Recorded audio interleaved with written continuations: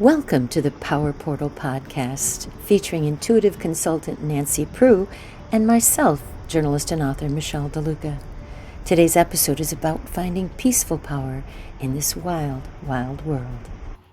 So, hi Nancy. Hi Michele. So we're going to talk about things in our podcast.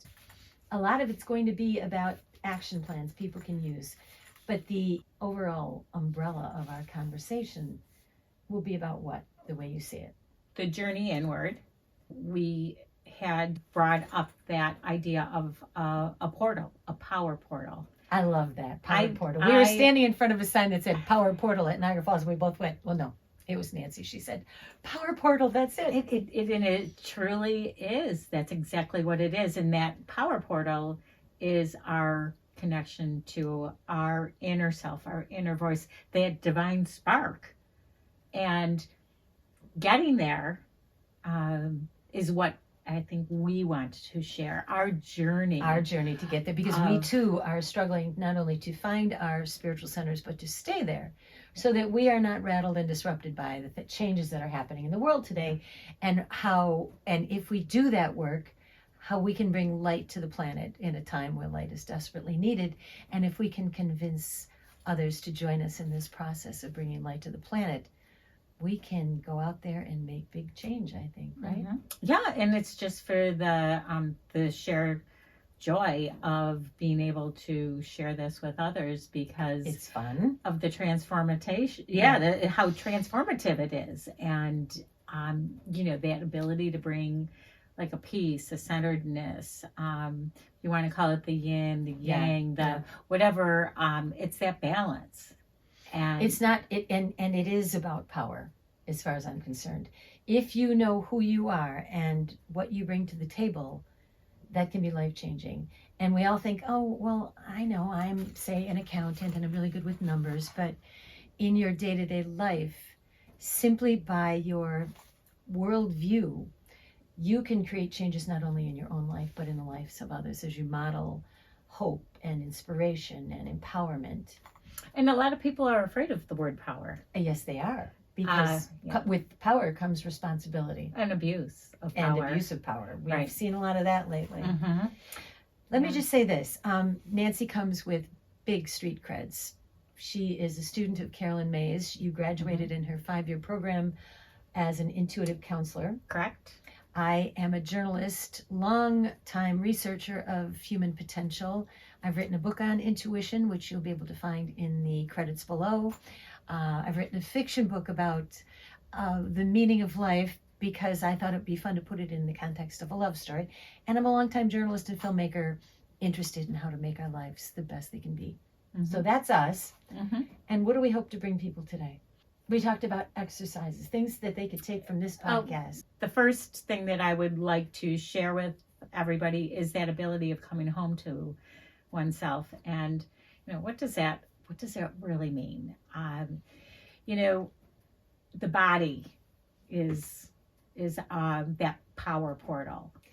And let's talk about how you know this, because you, after you graduated, as part of your education and research into human empowerment, you lean towards your ability to communicate with animals, specifically horses. Can you talk about that a little bit? Yeah. When I originally did my intuitive studies with Carolyn Mace and Dr. Norm Shaley, we were given the knowledge of, okay, most people want to change what's going on in their external life.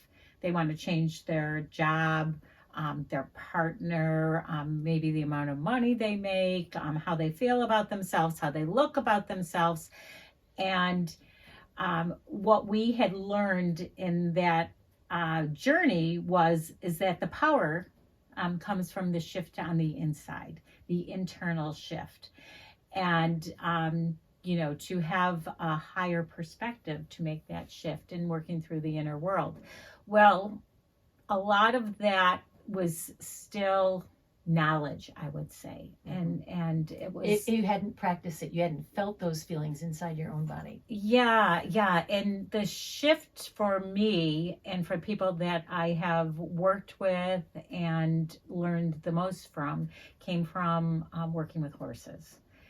And the reason being is that horses are embodiment in the moment. Because they're a prey animal and they're preyed upon, they have to be present in the moment. And so to work with horses, you want to be fully present. And if you're not, They'll let you know. they mirror it back a lot of times. Yes, they're almost like a divine mirror for you, which will show you your strengths and your weaknesses. So I really have to give a lot of my credit to what I have learned and how I have embodied this wisdom is from the wisdom of the horse. And let's get to the short story of this. The short story of your long story is you started working with horses. Yeah. Your sister who passed away inspired you to continue further. It was almost like the only choice you had was to be connected to her, was to continue in your work with horses and learning to ride them and compete with them and train them. Do I have that right? She originally brought me to the horses, a lot of competition. And that was a point in my life that I was learning about that. And learning also about how competition has both its light and its shadow. And so horses really would rather collaborate versus compete. Yes. And that was one of the things that they had taught me in this journey is if you watch horses, they know that they will survive if the whole survives. And that's something that we want to bring to humanity. That is the key. Yeah. We won't survive unless we survive together. Yes. And we will go down together, in my opinion.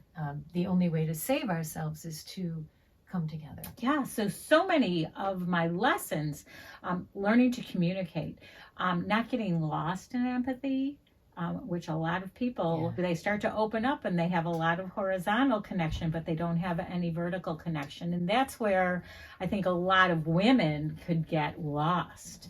They might lose themselves in their children. They might lose themselves in their job. They and feel like they're contributing, and yet there is no there inside of them. Correct. Yeah.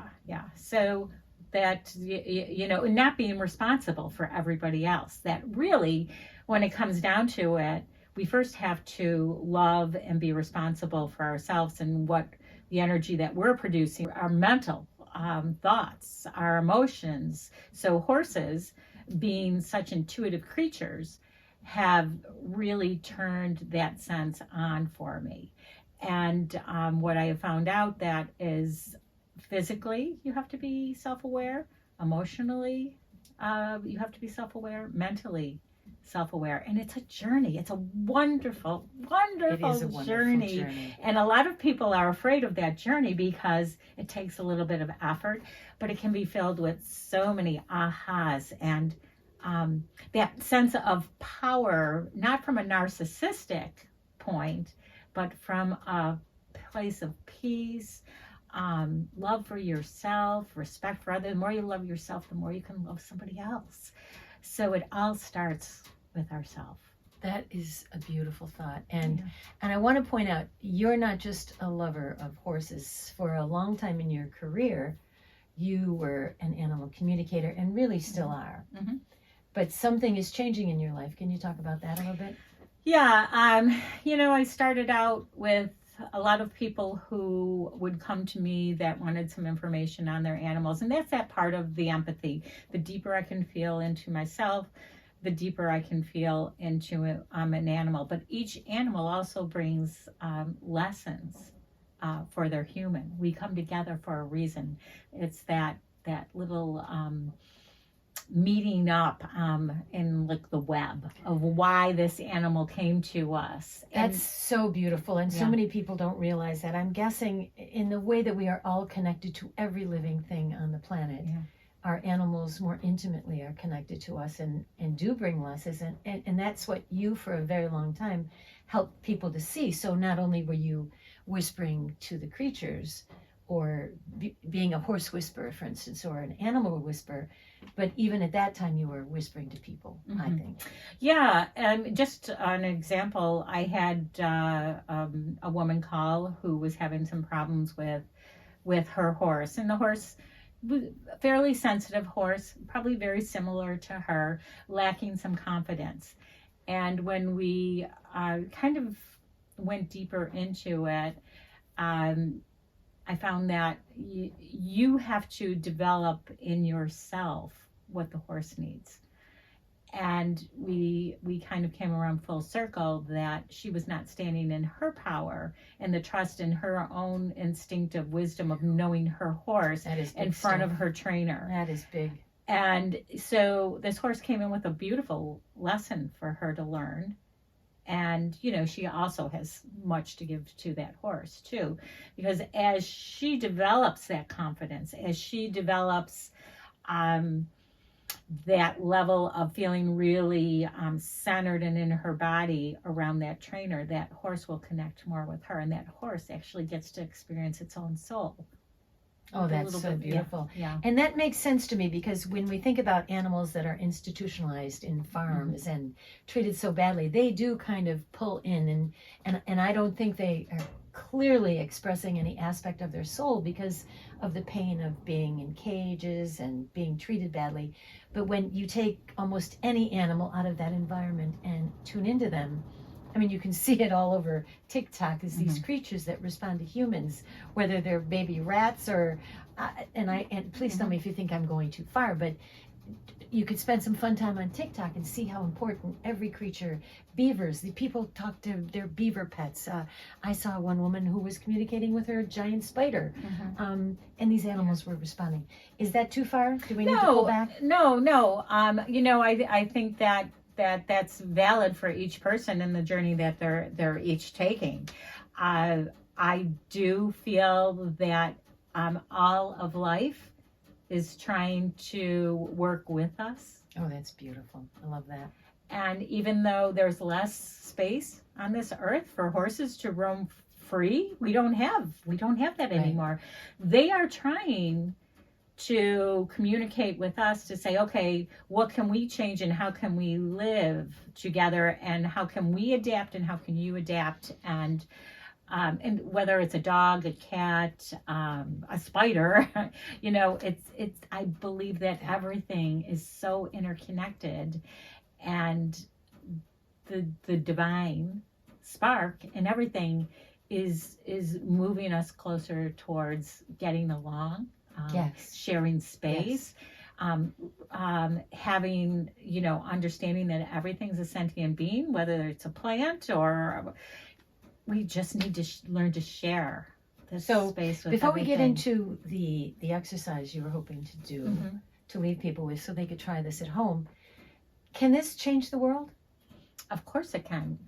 I used to think we were trying to change other people, or we were trying to change the horse with training, or we're trying to change the dog with training.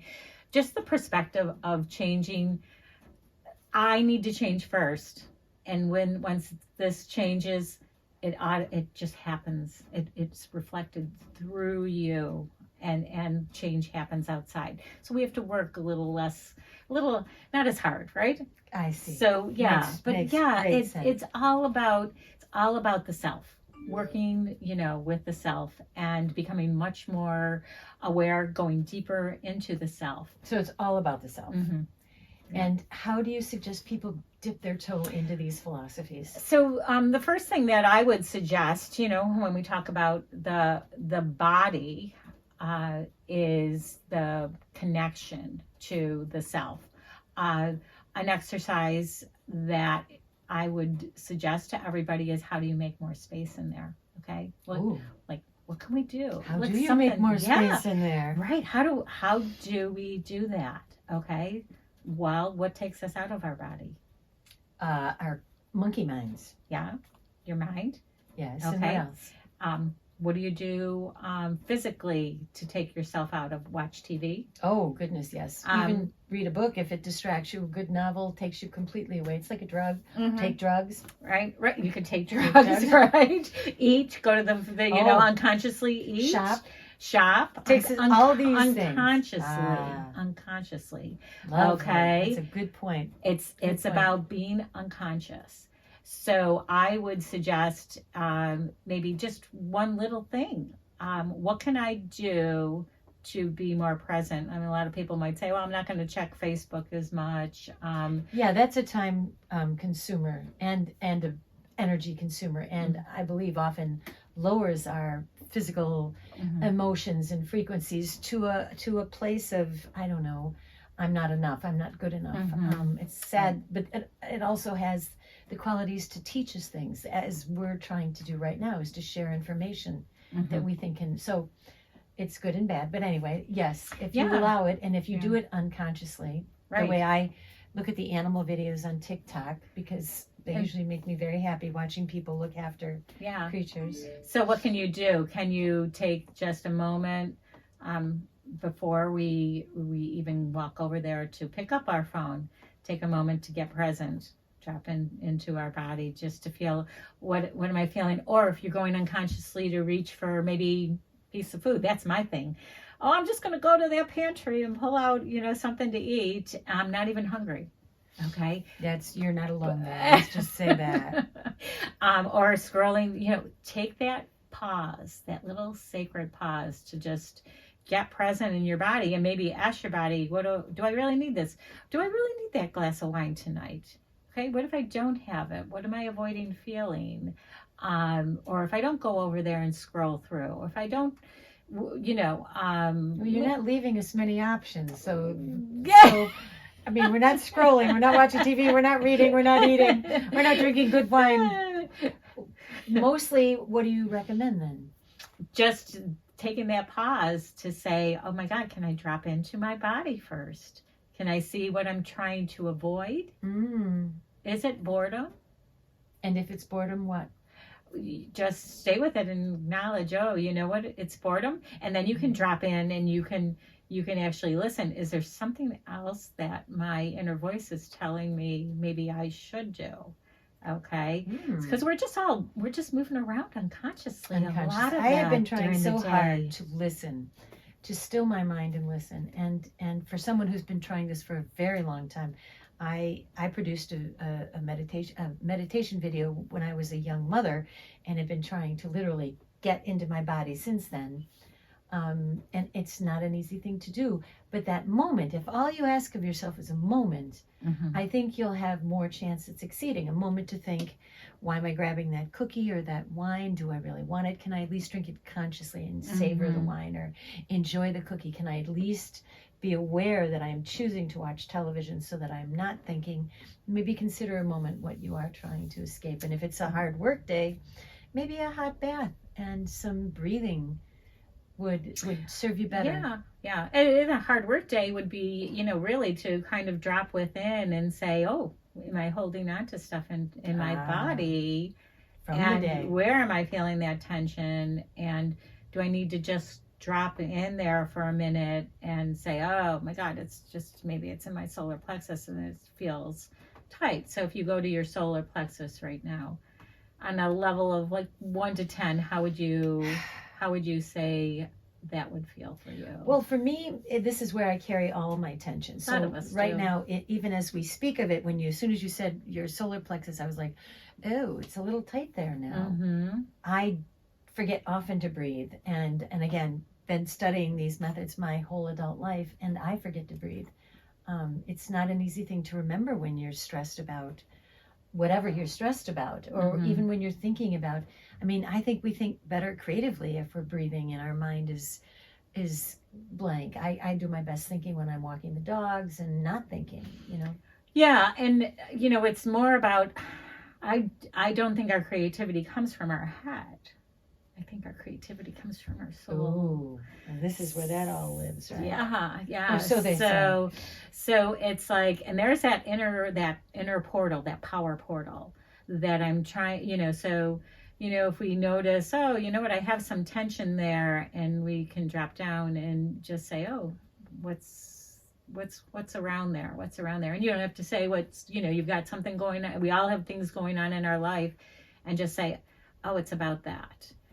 And there's nothing I can do about that. Maybe it's about just like, can I just like release that solar? Yeah. So what would that look like? Just show us before we head out. For the solar plexus? Yeah, just to release. So all I would do is just, if you go to that area of your body and just give it a number, 1 to 10. Okay. And? Okay, so you're going to drop your awareness. All right. Down to that area. Good. Okay. Send love and light down there. Just to see it expand. Yeah. And now just tune in there and say, just ask it, do you have any wisdom, anything to tell me? And just check in with that area. You don't have to tell me what it is. See if you have something that comes up in that area. Nothing that comes immediately to mind, but I could see, I'm aware now that of our conversation and what we're saying, and that the fact that we are involved with others, we're hoping will listen. So I'm kind of, the only thing that comes up is that this is joyful for both of us, and that I need to be aware of that rather than if the lighting is good enough or the sound is good enough. Well, there you go. So there's your message. Yeah. Okay. So now I want you to drop down into that space, and what was the level of tension that you had there when you first went down there? It was quite high. It's so interesting because I don't feel tense, and that's part of my nature. Is I don't feel it. I blow it off or whatever, and so I wasn't feeling tense before you asked, but as soon as you directed my attention there, I would say it was 10. Okay, so now that you know that you had some tension there, and you got some information from your body that you need to balance, that it's not all about the lighting and everything, and that this is joyful. Now you want to drop down into that part of your body and tell me from a 1 to 10 how it feels. I think if I remember to breathe and direct my attention to my solar plex, don't think. Just go down there. From 1 to 10, how does it feel? It's about a 6, but it's down. Okay, so that's the important anxiety. Time. Yeah. So if your body, lowers the amount of tension that's in there, you've released some, and it means your body feels heard. Good. Okay. If it increases, like say you were a 9 or 10 and it stayed there, and you're still feeling that level, then it's going to say, then your body is saying, go back in. There's more information there. Okay. So our body is that, when we talk about that intuitive channel, okay, this is our connection. It's where we hold that divine spark. Okay. That's beautiful. So that is a very good exercise to leave people with. Yep. I just wanted to point out that very soon we're going to go live on Facebook. And Nancy's going to answer your questions about intuition and offer some guidance when appropriate. And so if you'd be interested in learning more about that, send us your emails to the email address below, and we will let you know when we're going live on Facebook, and you can join us and talk with both Nancy and myself and get some intuitive counseling from Nancy. And I think it'll be a lot of fun, and we'll all remember to breathe. Yeah. Right? Yes. So we'll be back. Thanks for watching. Thank you.